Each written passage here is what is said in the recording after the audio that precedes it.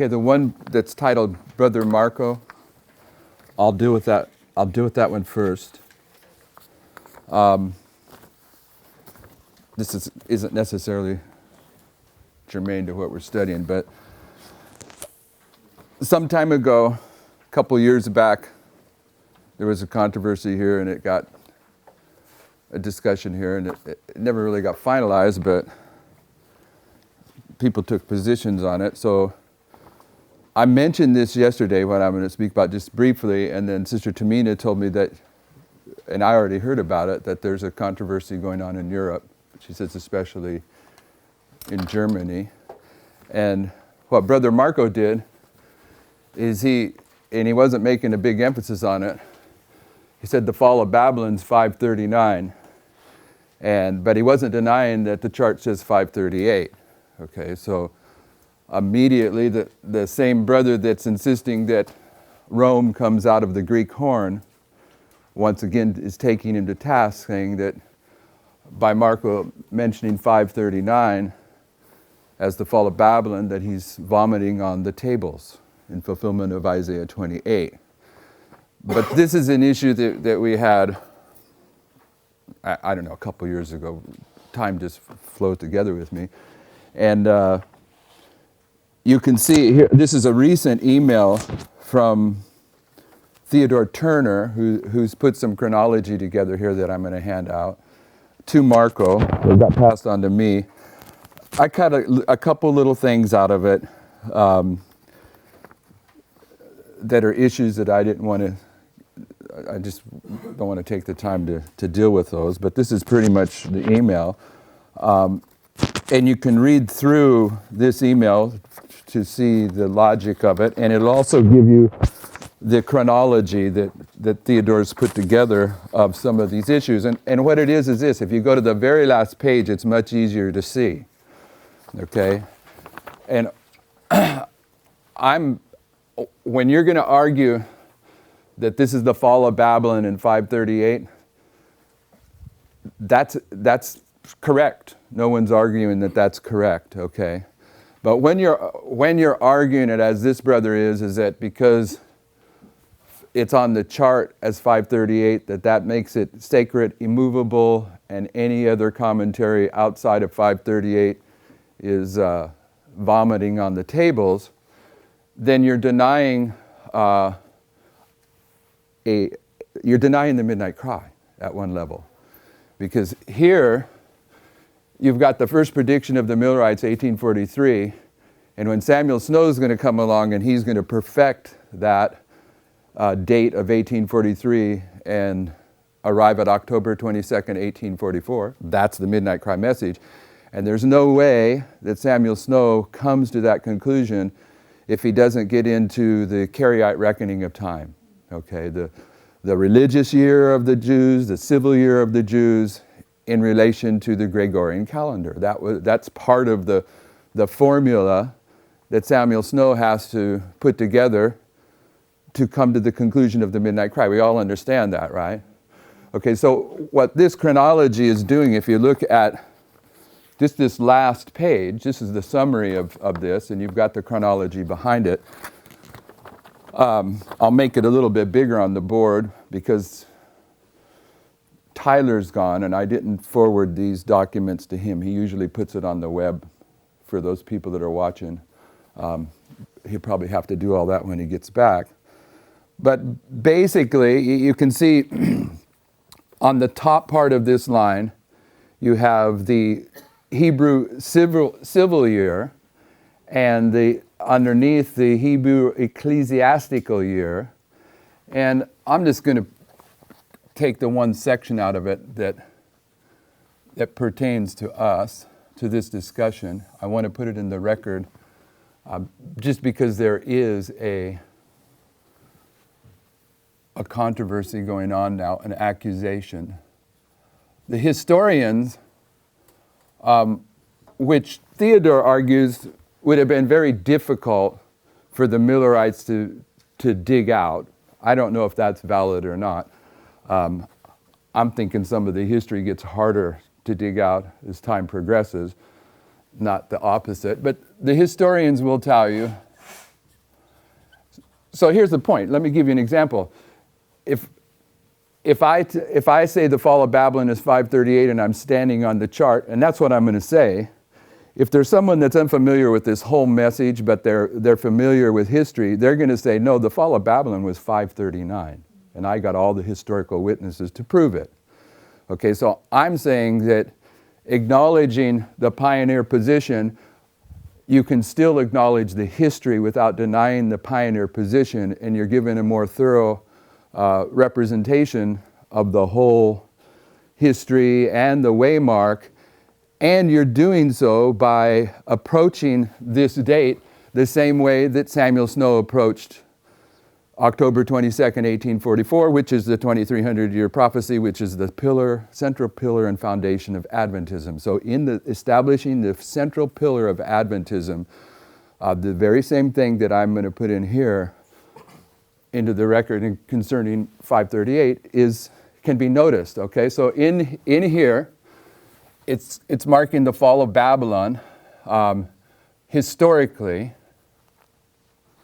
as October 13th, 539. But that's what we would call the Gregorian time, okay? But this here, this is all 538 Hebrew civil time. And there's two sacred times, if you want to call them that. You've got your civil and your religious time, and they begin at different points in the year.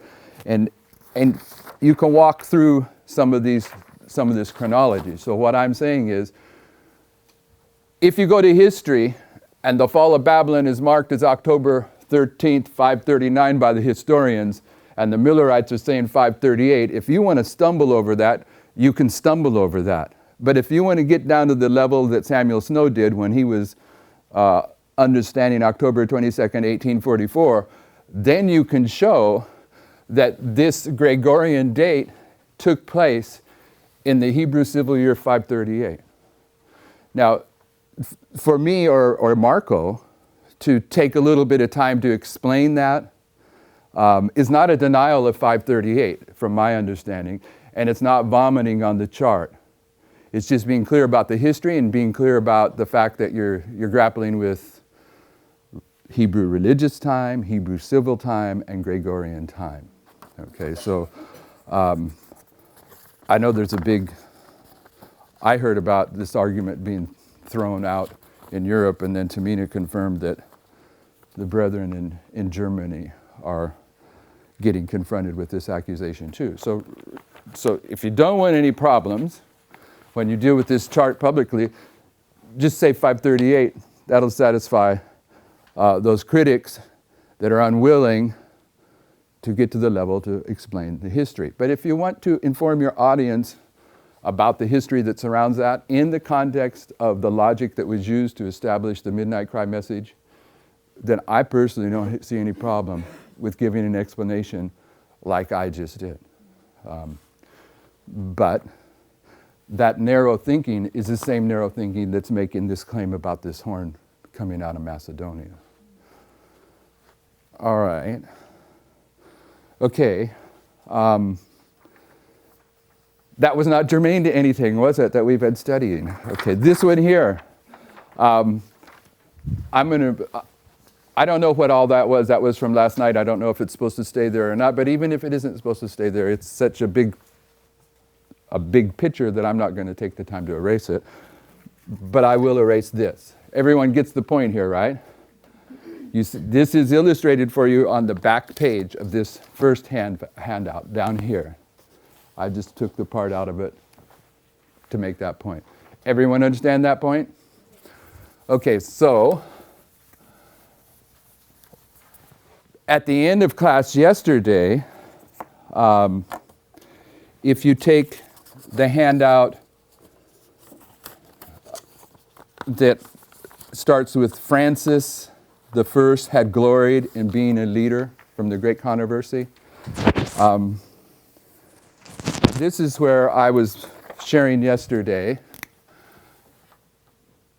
that In 1793, King Louis XVI lost his head the same place and the same day of the year. It was January 21st, right? Is it January?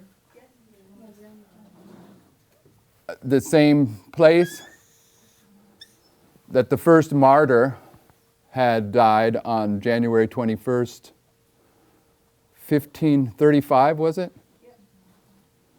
Okay, 258 years previously.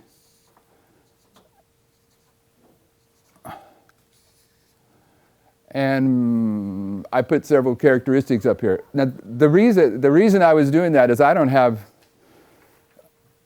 this, what all this means finalized in my own mind. What I was hoping to show us is that by the light that's opening up with Paneum and Raphia, but Paneum, that we can mark Paneum as the end of a prophecy that begins in 1793. Because here you have a kingdom removed when the king loses his head. Thus, when you get to Paneum, a kingdom will have to be removed. And I'm saying the kingdom that comes to its end there is Russia, the king of the south in Daniel 11.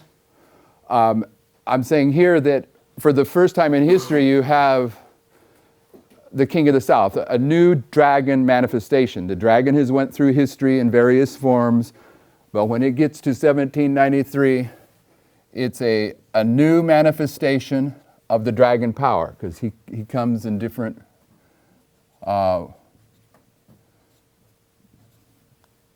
manifestations. Okay, new manifestation of the dragon power. And I'm saying here, this is the United Nations coming into history, and we have other witnesses that this is where they're starting to get tied in, because we're understanding that this is the midnight cry, and from the midnight cry to the Sunday law, you have the transition from the sixth to the seventh kingdom. And here, when Daniel's told to be strong, Gabriel says, I'm going to go forth and fight with the king of Persia, and when I'm gone forth, lo, the prince of Grecia will come. So you have other reasons to place the UN, Grecia, right here. And I'm saying the United Nations is a new manifestation of the dragon power, that the dragon power up to this history is the king of the south. And I'm also saying that this is the part we didn't see until the hand was removed. What else did I put up there? That based upon this being a chiasm, that right here, serious persecution is going to begin, because this 258-year period is the period. Here France is rejecting the Protestant Reformation and beginning persecution against the Christians throughout this history. Okay. Did I put anything else up there yesterday? Okay, so what I'm trying to show by this is that what's being opened up and what we're identifying as the seventh seal is beginning to tie things together in a very provocative way. Yes? Presidents 10 and 7. Okay, I'm going to do that a little bit differently. I do want to include that. So you can get my point. Go to the other piece of paper, the singular piece of paper, and on the back of it, you've got the French calendar. Okay? And this will tell you, this gives you a little bit of history about the French Revolutionary calendar. And then on the back, you have the French Revolutionary calendar. And I'll do it this way so you can see my point. When they decided that they were going to change everything in the revolution to the decimal system, and it was all about the number 10, okay? France, the king of the south, it was all about the number 10. Because the king of the south is the dragon power, and one of the characteristics of the dragon power is the number 10. So they reached a point, and you can read it in this history, where they decided that they wanted to change the French calendar. And they have a struggle. It'll tell you a little bit about it. When they decide they're going to change the calendar, they got to determine where they want to say the starting point for that calendar is. And they have some variables. But it ends up that they're marking the calendar as beginning in 1792 and going to, well, you can go all the way to 1805, but I'm going to just show you this one here in 1798. And you can see that on the left side of this calendar. So what I want you to see in their calendar is that, and I should have did it this way. 1792 is where they're going to begin their calendar. And the first 7 years is going to go out to 1798. Now, this isn't 7 years. This is 7 French years.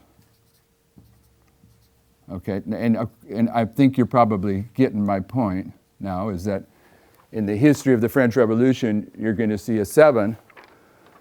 But if you go back to the beginning of the French Revolution, and you start looking at the details of the history, most people will say that it starts in 1789, but when you get into the details, they'll tell you it started in 1788, because there is an insurrection at a place called Grenoble, almost like Chernobyl in Russia, but there's an insurrection in Grenoble that the historians mark that took place in 1788.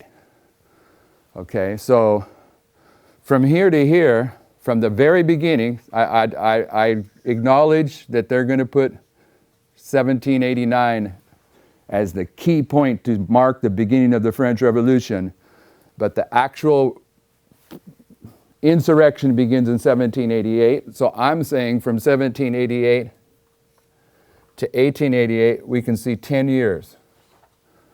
All right? 1798, what did I say? Okay, 1788 to 1798, you can see 10 years. And when you put this in here with the French calendar, you can see the number 7 illustrated. Okay, now the point is whether this number 7 is important or not. This being the years of the French calendar, it's actually, what would it be, 6 years, 7 years? It's not quite the same in Gregorian time. But my point is that how many prophetic fulfillments do we have in 1798 in order to put witnesses that 1798 is a prophetic waymark? Okay, you've got the 1260 ending there, you've got the 2520 ending there, you've got the 1290 ending there. Therefore, what I'm saying is 1798, upon the testimony of 3 or more, depending on how you want to look at it, 1798 is the time of the end. There's a different attribute there. That this is a waymark. Okay, so the fact that these 7 years end here, these 7 French years end here, is allowing us to mark a 7 that leads up to this time period. And if we take, as the historians do, the insurrection at Grenoble in 1788, then we have a 10-year period in this history. I don't know, I'm not claiming to know what all this means, all right? But what I am saying then is that in the history of the United States, and I meant to pull the dates out, and I can do it this time because I did work through this at one point in time.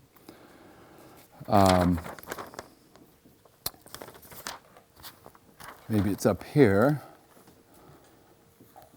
Okay, in the history of the United States, you're going to have 7 presidents, and let me see, this begins in 1774 for these first 7.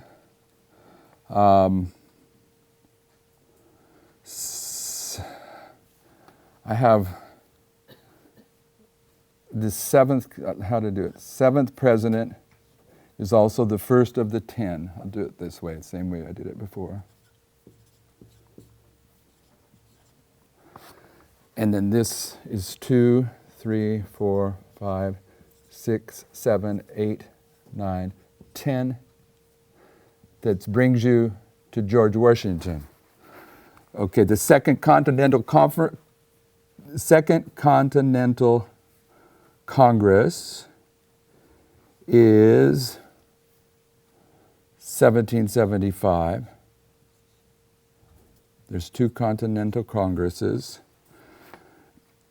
And in here, in 1775, what's happening is the war with Britain begins. And so it's in this history right here, and this is a little bit different, but it probably means something significant. Right here, the commander-in-chief is appointed, okay? That's commander-in-chief. That's what it spells, okay? But now when someone becomes a president like George Washington did it here, they become the commander-in-chief automatically at the same point in time. But it's over here in 1789 that George Washington is going to become the first president, but he became the commander-in-chief back here. Okay, so when we figure out how to plug this into our history, it's probably going to teach us something about 2 aspects of Trump. But anyway, the 7th and first president is a guy named Harrington, and he comes in September 29th. What's September? 9/29. 1779. That's where you have Harrington, who he rules in this period when there is no constitution. Then they implement the Articles of Confederation, and he's ruling here. So he's got his foot in both dispensations. The first 7 presidents that do not have a constitution, and he's the first of 10 that do have a constitution. And the constitution that's running through here is the Articles of Confederation. And the reason that this is significant is because the characteristic of the United States is the speaking. And this is the speaking here, some of the first speaking that takes place in this history. This may not make sense to you. It's probably a bad symbolism. But what I'm saying here is that he's got his foot in a time period when there is no constitution, and then he's got his foot, this 7th president, this first president, in a time period when there is a constitution. And then there's 9 more that lead us to 1789. What was that? His name's Samuel Harrington. No, Samuel Huntington. All right. Whoever wrote this, a little bit sloppy. The Articles of Confederation,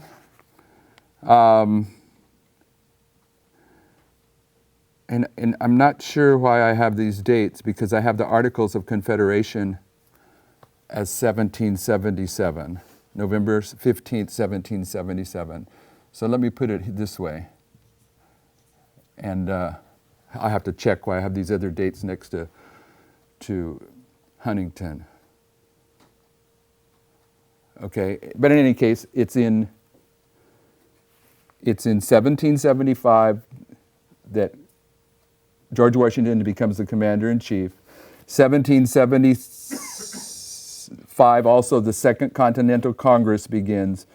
By 1777, the Articles of Confederation are in place. They're ratified. And then 1789, the Constitution is here. So what I'm saying is that the two-horned power of France is typifying the two-horned power of the United States. And in the beginning, in this revolutionary history of France, you can see a 10 and a 7 marked. And in the beginning of the United States, you can see a 10 and a 7 marked. And somehow, some way, the 10s and 7s of the United States and France in this beginning history are going to be reflected down here in this history, okay?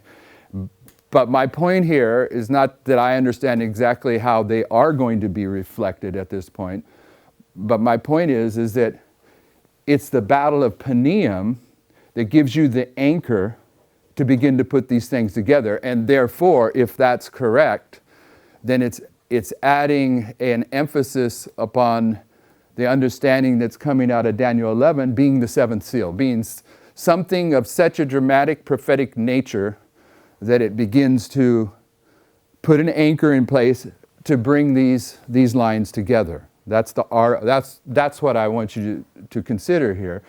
So if we were going to plug the United States into here, by the time you get to 1789 would be here.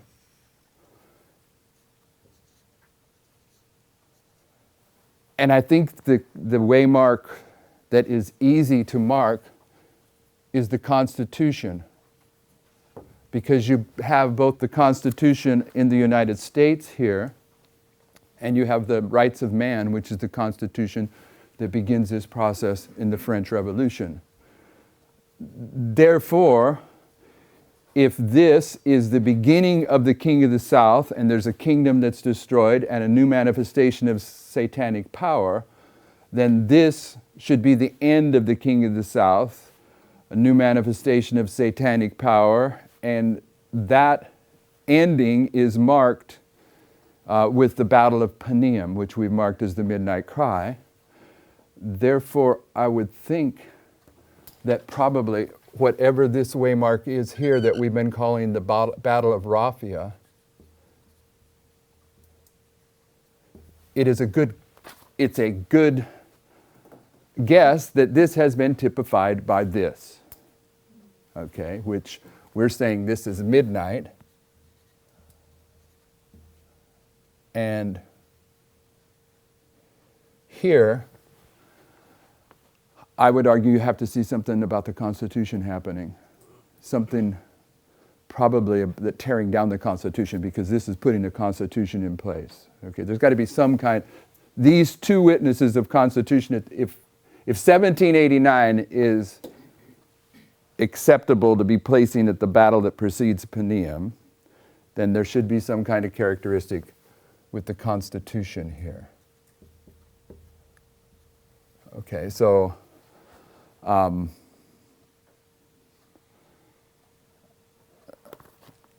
you get my point? Even if you don't understand it any better than I do. Okay, so when we come to this history here, which would be here, yes? In this chiasm, and I'm open for correction on all this. In this chiasm here, if we come down to here in 1789, it was preceded by 10 kings. And then it is followed by 7 kings. I would think my first logical choice is to put the 7 right here.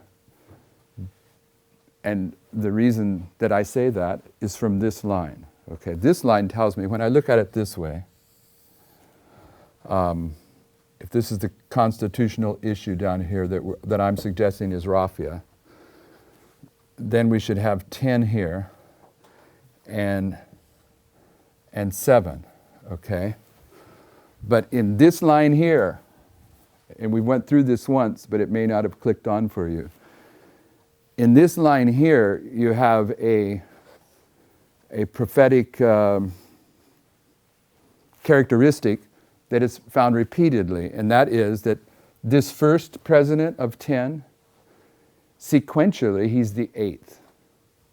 Okay, even though he's the same guy, he's the seventh and he's the first, but at the prophetic level, he's the eighth. So that's telling me that the eighth, which I'm acknowledging is the first, is of the seven.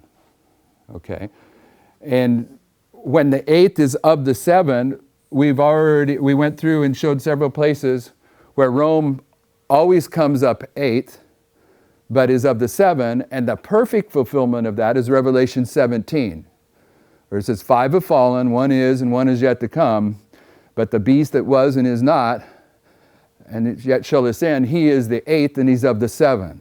Okay, and we have taught in Revelation 17 that this eighth kingdom comes into being, into existence, after the sixth kingdom, that's the United States. The seventh kingdom, that's the 10 kings. And the eighth kingdom is of the seven. So I'm suggesting that this here, at the beginning in this chiasm, gives us an argument that this transition right here, this chiasm, says that when the 10 extends out and touches the seventh, that you have the formula that the eighth is of the seven, and in Revelation 17, that is the eighth kingdom of Bible prophecy. It's the threefold union. And you have references where Sister White says at the Sunday Law in the United States stretches its hand and grabs the hand of the papacy and the hand of spiritualism. So you can mark the threefold union here.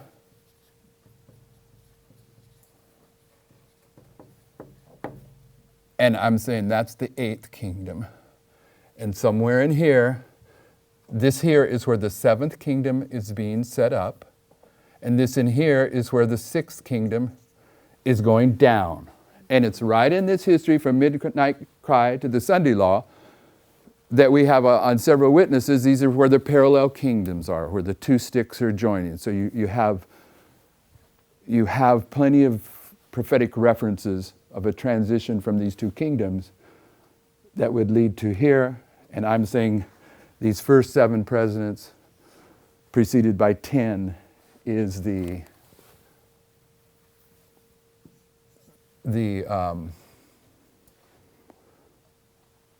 argument that allows you to put the eighth kingdom right there.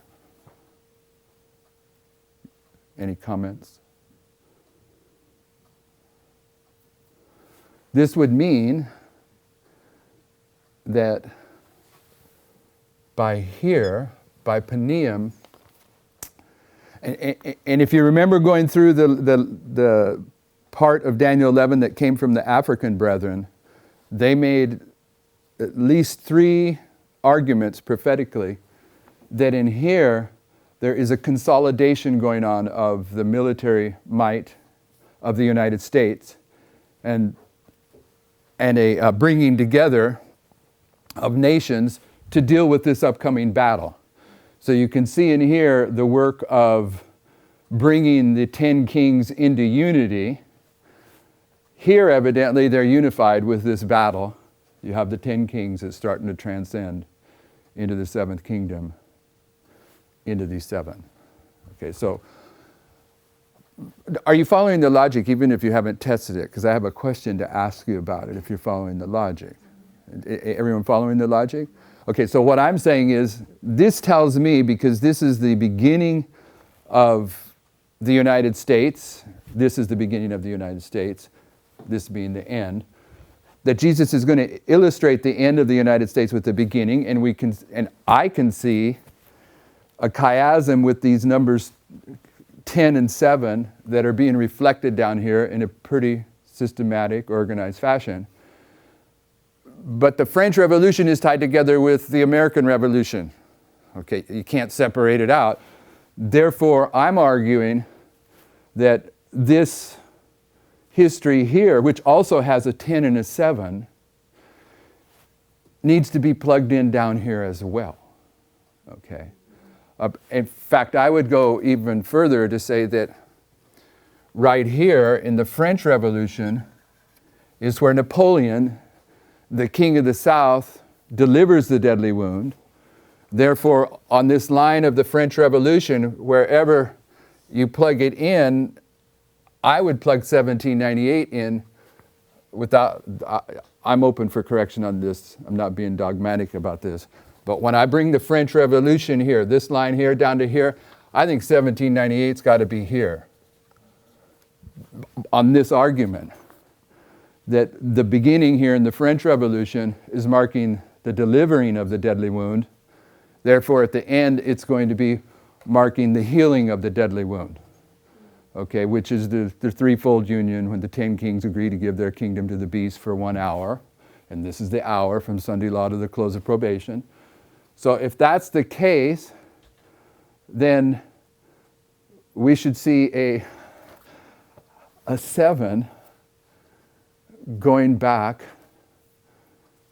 to 1792, which would place us right here.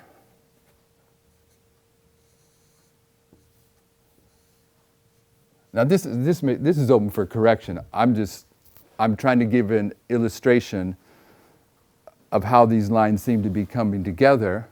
But this 7 is part of a 10-year cycle that I'm not prepared unless someone has some really nice light on where to lay this 10 years out, okay? But it's probably, what went on? This is the first insurrection. It would have to be here, before Raffia, be the first insurrection in advance of the waymark of the Constitution. You follow me? So from here to here, we should have a 10. Okay. Now, I know that some people are going to get on the online, if not in this room, and realize why I'm teaching heresy right now. But I'm not teaching heresy right now. What I'm trying to do, the point I'm trying to make is that since this has been opened up in Daniel 11, one of the things that happened is Paneum has given us an anchor to tie back into this history, and it's beginning to provide a point of reference to build this model. And as we build it, there's going to be some fine-tuning necessary. I'm open for the fine-tuning. I'm simply trying to tell this class, show this class, that this truth is opening up in a very profound way.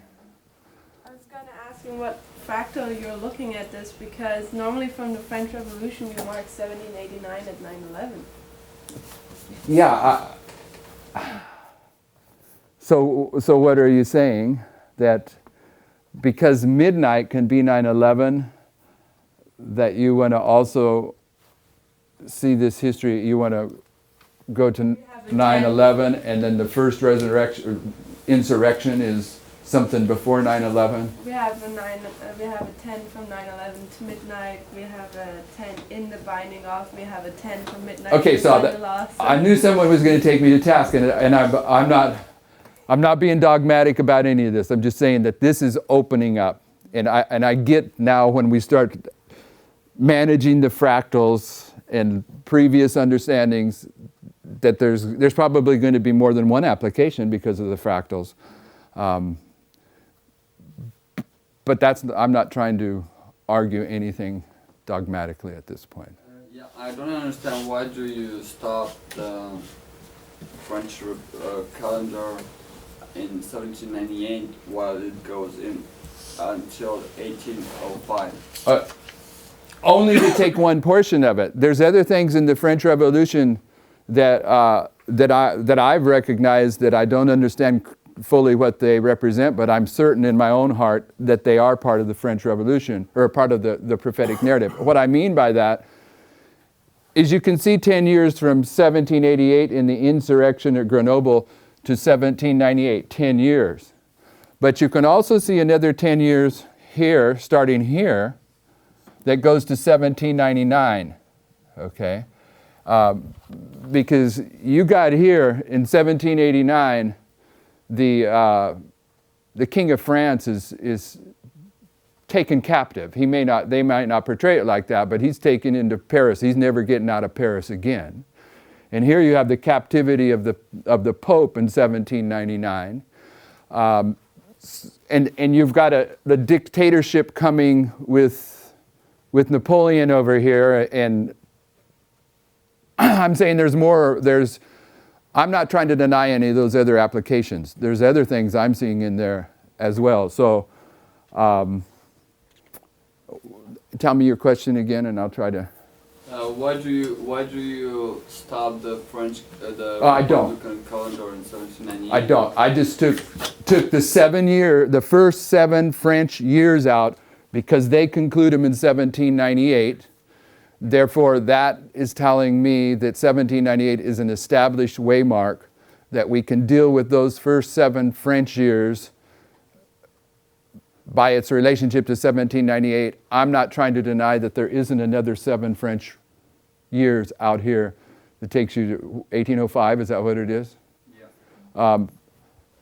I'm acknowledging that I don't know what all of this is implying, but I'm arguing, in spite of not knowing all of it, that it is definitely prophetic, what's going on in the French Revolution and what's going on in the American Revolution, and that it gets applied at the end of the world, in spite of not knowing what it represents. By the way, the French year is it of 360 days, and each month is of 30 days. Okay, go ahead. And they will add, if I remember well, each 5 or 6 years they will add 5 days to be in accord with the solar system. Yeah, you got to look at those variables to wrap your mind around that. But one thing I wanted to add that I forgot about when I was trying to show these 10 years, and I'm going to take this out so I don't get us confused here. I'm talking about the 10 years from 1788 to 1798. When I'm putting those in place, and I'm talking about a 7-10 characteristic in this history, when it comes to the calendar, what did the French do? There was 7 days in a week according to the Bible, and they changed it to 10 days a week. So their calendar in itself. And who is the firstborn of the Catholic Church? France, okay? And what's one of the characteristics of Catholicism? They're going to change times and laws, okay? So France comes in, and one of the things it's doing is it's changing times and laws. The decimal system, they're revamping several things.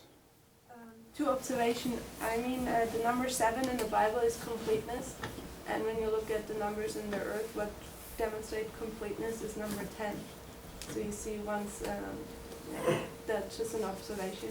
And another observation, since we spoke this morning about the year 538, 539, like this 1 year off, it just reminded me when you marked 1788, 1789, 1798, 1799, you also have this 1 year there. Maybe it's like a point in time, period in time, marking the same way more. Yeah, well, until I get better understanding, I think that this history is a 3-year, a 3-year cycle, or if that's the way to put it, because if you go to the story of Hosea, you can see a 3-year incident that starts the 2520 that concludes here. So I think we got justification for looking for 3 years here. The problem I have with it is that we stopped the 2520 on 1798, and it seems to me that the captivity of Hosea puts it out to 1799, and I don't want to challenge concluding the 2520 in 1798. But there seemed to be a 3-year at both beginning and end of that 2520. With this 710, there we have also 3 plus 7, which equals 10. Yes, that's my argument over here. Is that when the threefold union comes together, it's coming out of these 10. And you got the threefold up there, 7. I was thinking to midnight, you know, the 3 steps and the 7 steps. Okay, so you want to put a 3, 7, 10 in there. Yeah. Okay, well, yeah, these numbers, they fit. Okay, any other, there's one. Go ahead, Tamina.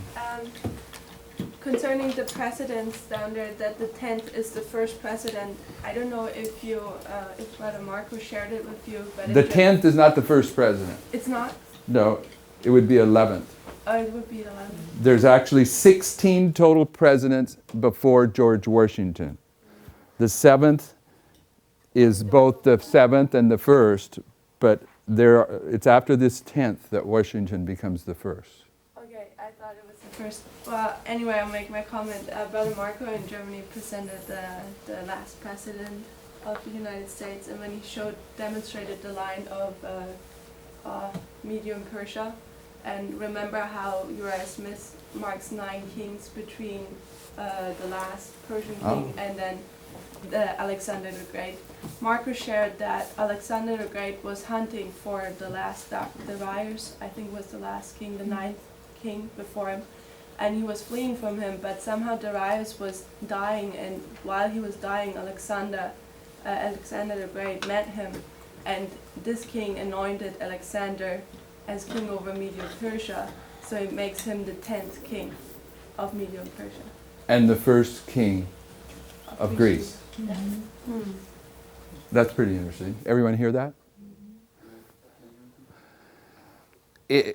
Marco pointed out that in the history of Alexander the Great's rise to power, that there was 9 Persian kings in that history, even though the scriptures only are going to reference 3 are yet to come and the 4th is far richer, but there was actually 9.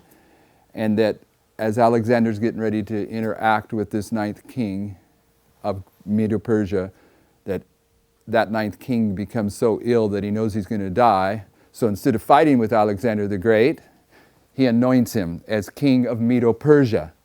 He's the king of Medo-Persia, but he's the king of the United States before he's the king of the United Nations.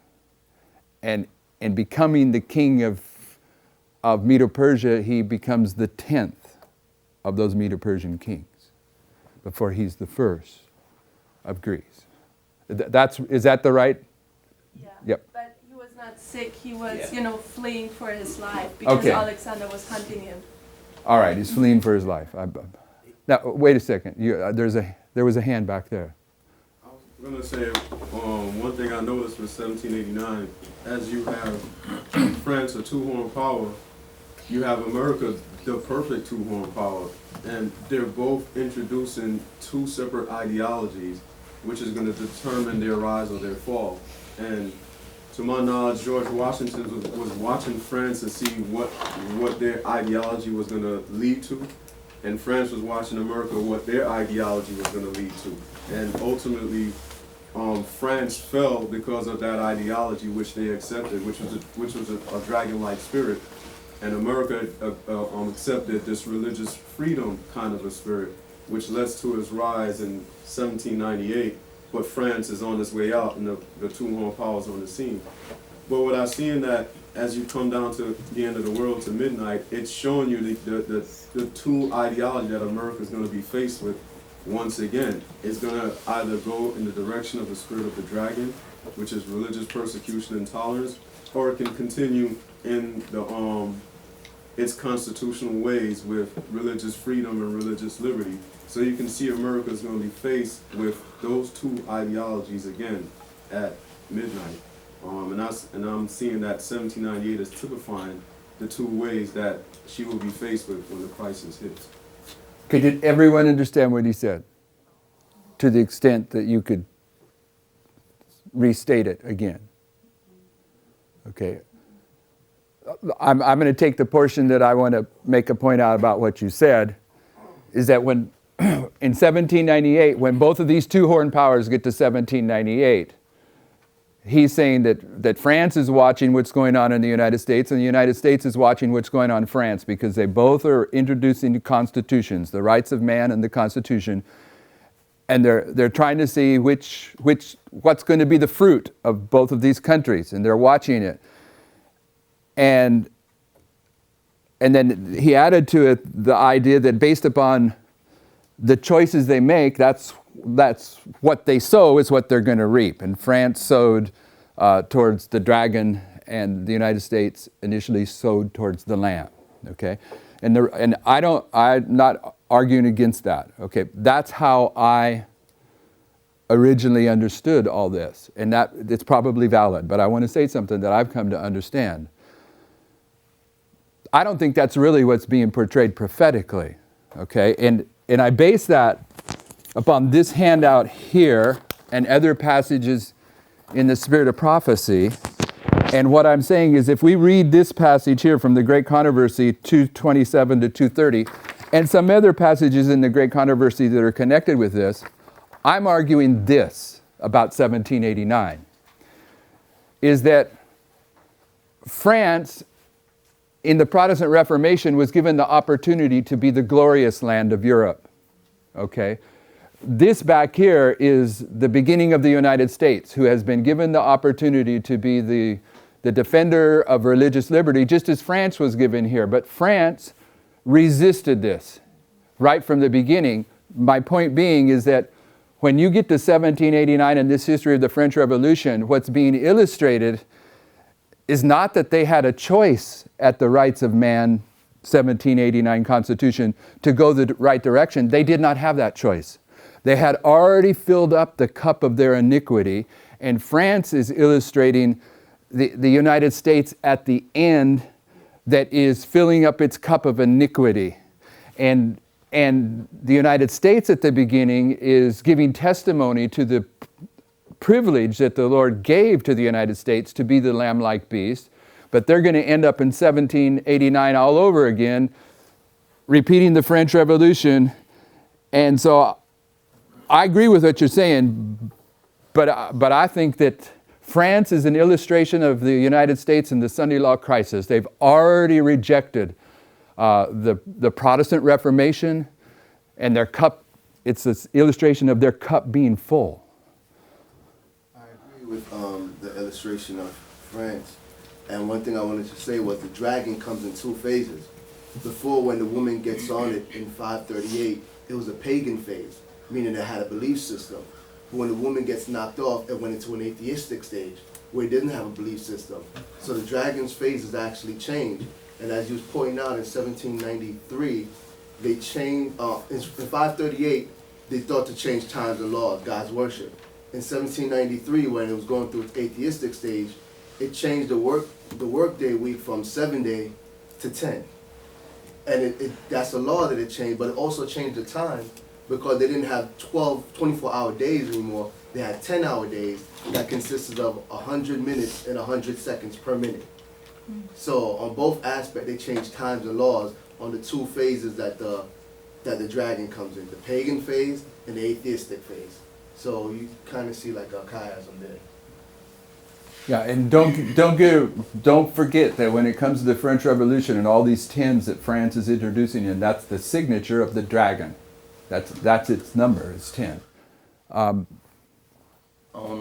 Redeem showed the 3 and 7, and showed the 3 and 7 from Midnight to Midnight Cry, and I'm seeing from the line that you have under there from 1789 to 1799 actually.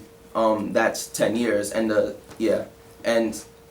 1789 to 92, that's the 3 years, and then from 92 to 99 is the 7 years, and at the end, at 1799, you could point that at Midnight Cry, where the United States head get cut off the same way the Pope head get cut off, and that's when you see the United States going down at Midnight Cry, and then the Seventh Kingdom being established at the Sunday law.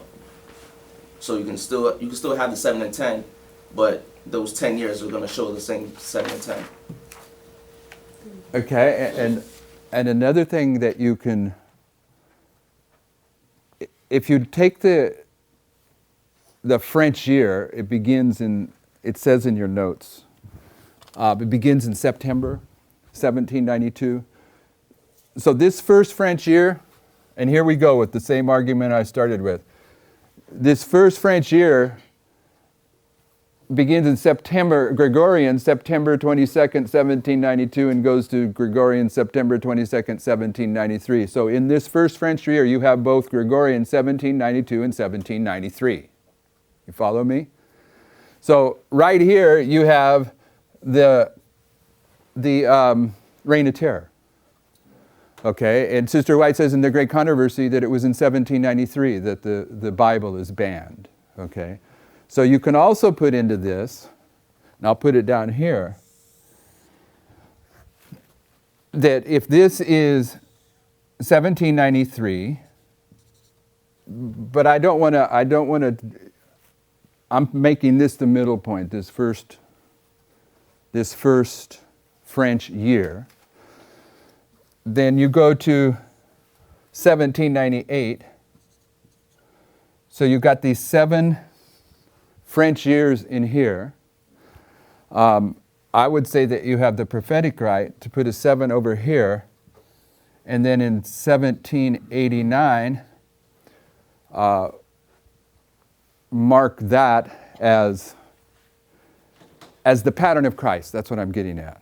Okay, because Christ gives his testimony for 3.5 years, then it's the cross, and then the disciples give a testimony for 3.5 years. And when you look carefully at the pattern of Christ, you can show that the French Revolution is governed by that very pattern. Okay, so 1793 being the cross, the Reign of Terror, when the Bibles are thrown in the streets for 3.5 days, brings you to here, and inversely, I would say it comes back to here. So there's all kinds of patterns prophetic patterns that come into play here. When you mark the 7s there, could that be also the 7 good years and the 7 bad years from Joseph? So that question means that you're going to put 1793 at the midnight cry. Okay, so what would that, tell me where the 7 good years begin. I would suggest at 9/11. Okay, so what's 9/11? In this history, 9/11, 7 years of plenty, 7 years of famine. But we know about we know about how it's broken into 5/2 also, but just keeping it simple as it fractals out to the close of human probation. All those things, I don't mind doing this on the board off the top of our heads without coming to any hard and fast conclusion, because this is the purpose of this particular presentation. The purpose of this particular presentation is I'm arguing that Paneum becomes the anchor to pull these lines together. I'm not arguing that we have pulled these lines together at this point. But if the understanding of Daniel 11 is the unsealing of the 7th seal, which brings the message of Daniel 11:40 to 45 to perfection, you would think that there would be some really powerful light that comes out of that. I'm arguing that this is part of that light that's being produced at this time. So, let me ask something before I forget. What are you going to share? What's the subject that you're going to share on Sunday?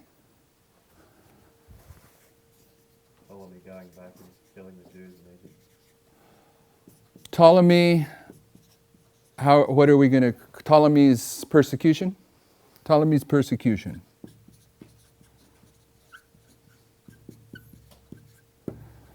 Brother Nathan. Peace agreement after piece after Raphia, right?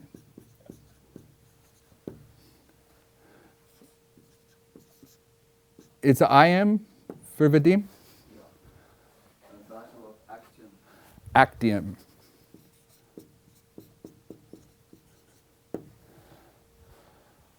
Luke. Women. William. Symbols for Pan. Pan. Okay. So the other thing I want you to know is that not only are you digging out the light on these subjects to help contribute to the message, but you're also getting practice on teaching a message. So you have 10 minutes to do this in.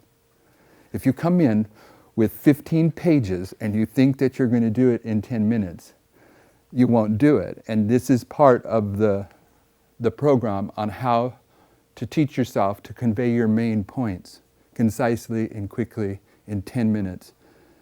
So now, in theory, you've already gathered a bunch of information together. Now, before Sunday, you need to summarize it down to where all of you have opportunity to share in a 50-minute time period. Okay? 15 or 10? There's 5 of them. Okay, so it would be longer than that because there'll be a couple minutes between each presentation when you're changing to the microphone. Is that okay? Everybody ready to do that? Okay. I'll leave you with the notes that I didn't hand out yesterday, but I intended to, are these notes here that begin with Francis 1. Okay. And these are the notes that mark January 21st, 1535, and then January 1st, 1793. And it goes on to page 3 of these notes. And then I was going to switch gears, and I'm just going to put this into the record on page 3 of these notes. It says, the work of God in the earth presents from age to age a striking similarity in every great reformation or religious movement. The principles of God's dealing with men are ever the same. The important movements of the present have their parallel in those of the past, and the experience of the church in former ages has lessons of great value for our own time. So I'm saying, in connection with that we have to determine if we believe that 1989, 1996, 9/11, midnight cry, Sunday law is the final reform movement. And has it been typified by all the other reform movements? I hope we all understand that. We're all settled on that. And that this reform movement has been prefigured and it parallels all the other reform movements. If you agree with that, say amen. Okay, so when it comes to the Omega apostasy, to me, the most classic paragraph on the Omega apostasy is this one from Selected Messages, Book 1, page 205.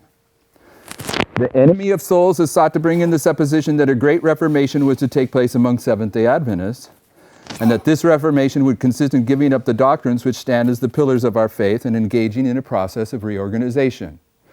The way that I understand this particular prophecy is speaking to the Seventh-day Adventist Church, and it is also speaking to the priests of this movement.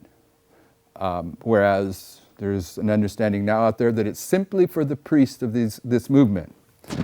Okay, continuing on. Were this reformation to take place, what would result? The principles of truth that God in His wisdom has given to the remnant church would be discarded. In the 1930s, before that, but in the 1930s, the principles of onward, 1930s to the 1950s, the principles of truth that were given to Adventism were discarded.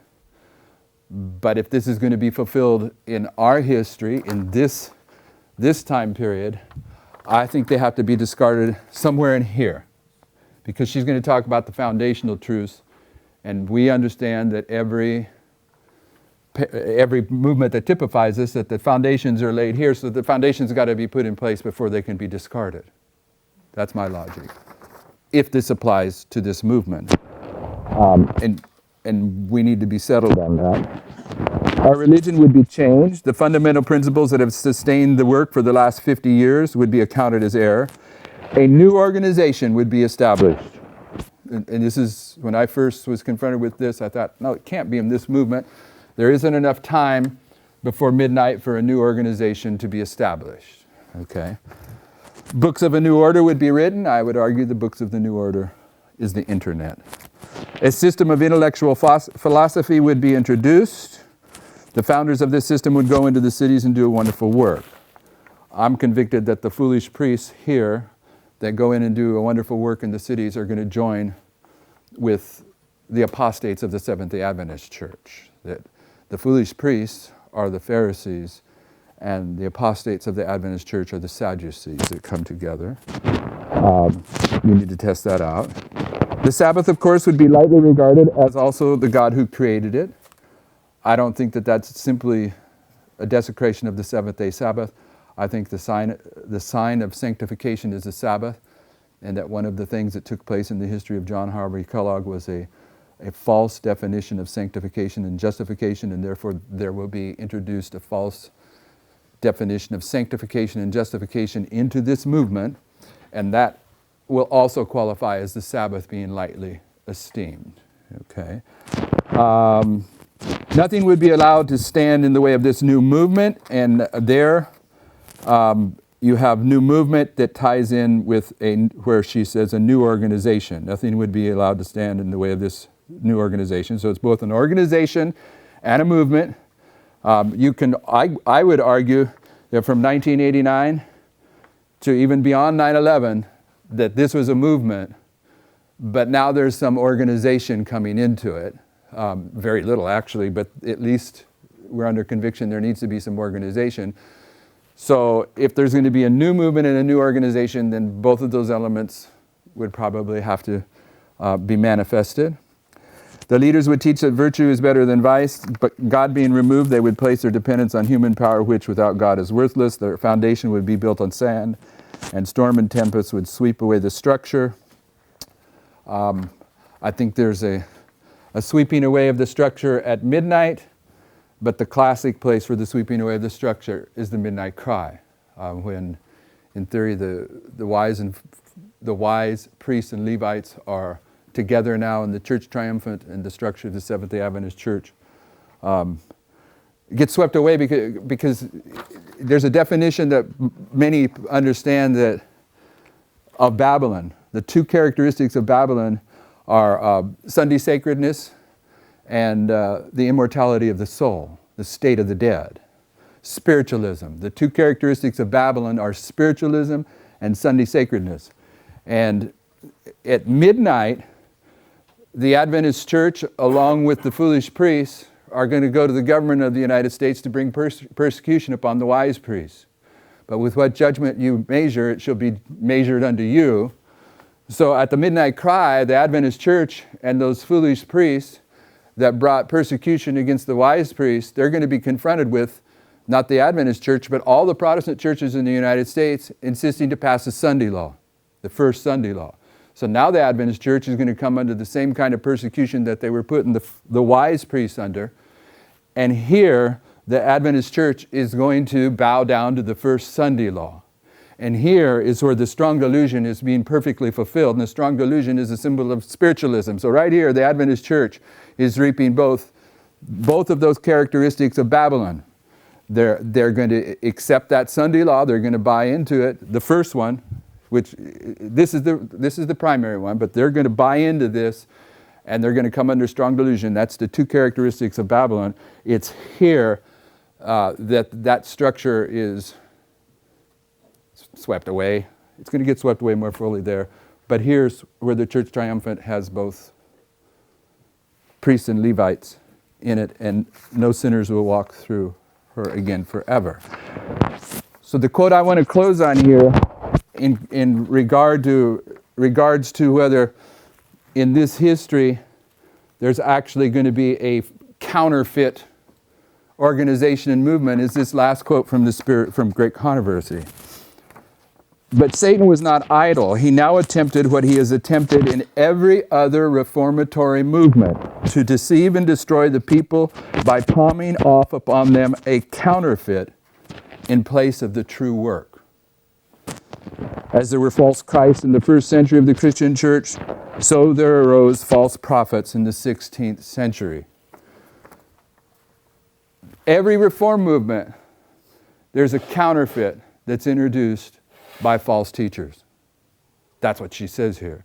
And she says that these false teachers, these false prophets, they're, how does she say it? They are introduced to every reformatory movement. So I'm saying that this emphasis upon the counterfeit has to tie in with selected messages here in the Omega prophecy, and that there will be a counterfeit movement that is introduced. And the reason I'm saying that is the first thing that, if I'm correct, and I might not be correct, but if I'm correct, the first thing that we have to settle on is there going to be an Omega apostasy in this movement? And then if you come to the conviction that yes, there is, then you need to start looking around and see if it's impacting you, how it's impacting you, what your responsibility is when the command is to meet it. In the quote here from Selected Messages, she says that the pillars, the doctrines of the pillars will be attacked or removed. And in the same book, a few quotes before that page, she says that somebody's losing the foundations. So that brings us back to the other class we had the other day, where she says, or where we see that we have to know what are the foundations and what are the pillars in our message today, so we can see what is getting attacked. Because she makes she distinguishes them. She says one time the foundation is attacked, and in this one she says the pillars of our faith is attacked. Well, I would argue that based upon this history here, that for sure, at least part of the foundations is the Time of the End magazine. Okay, the last 6 verses of Daniel 11. It's put in the public record as typified by Miller putting his first public presentation in the record in 1831, and ultimately that information gets produced in this chart here. So part of the foundations has to be the last 6 verses of Daniel 11. So therefore, I mean, there's I won't deny there's others, because even in 1989, when line upon line was first beginning to be studied in 1989, no one understood the significance of that until over in this history. Okay? Here in Isaiah 28, you begin to see that the methodology for teaching the latter rain message is line upon line, and then you can look backwards and say, well, okay, that came in even before Daniel 11:45 comes in 91. So the line upon lines would no doubt have to be part of the foundation too. But I would argue that the perfection of this message back here, Daniel 11:40-45, is happening in Daniel 11 through the process of line upon line. These verses in Daniel 11 that are confirming the understanding of verses 40-45 are producing lines, line upon line, that are clarifying the last 6 verses of Daniel 11. So to be rejecting that message or fighting that message or just ignoring that message or any kind of resistance to it at one level is an attack on the foundations, I would think. If anyone else wants to contribute any other arguments about what makes up the foundations in this history, we're open for it right now. Sister Tamina? Somehow I said it for myself in the manner that the line upon line in Daniel 11:45, or even everything what is in the chart are the foundations for our time, and the pillars for our time are the messages or the doctrine we build upon these foundations. For example, the fractals. We cannot do the fractals without line upon line. So we're building that upon the line upon line foundation. That's what I'm seeing, or like Ezra, those advanced doctrines we're developing. I think those are the pillars we're building upon the foundation. Yeah, I makes sense to me. That's what takes you the next step forward. The foundation's laid, and now the fractals. Yeah. Okay. Any other comments?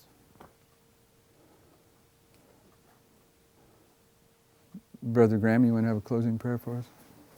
In sacred history, Father, I pray that as we look into these histories that you will give us discernment to understand the spiritual from the literal.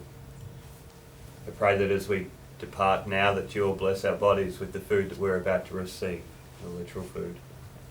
I pray that you'll guide and direct each mind here to study and to grapple and to dig into your word, that we may know and understand for ourselves the holy things that are written within your word.